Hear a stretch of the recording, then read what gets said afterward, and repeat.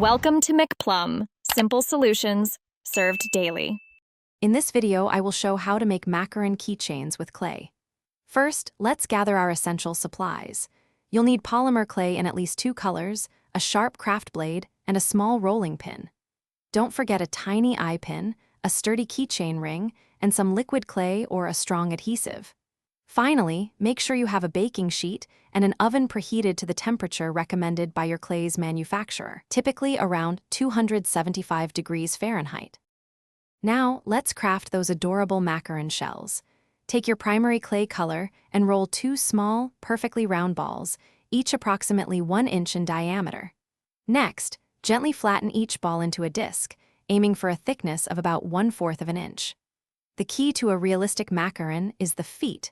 Use a needle tool or a toothpick to carefully create that distinctive ruffled texture around the bottom edge of each shell. This detail truly brings your macaron to life. With your shells ready, it's time for the delicious filling and initial assembly.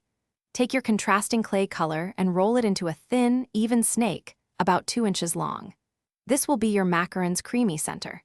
Carefully place this filling between your 2 prepared macaron shells, pressing them together gently but firmly to secure. Finally, take your small eye pin and carefully insert it into the top center of 1 macaron shell, ensuring it goes deep enough to be stable. The final steps bring your macaron keychain to life. Carefully place your assembled clay macaron onto a baking sheet.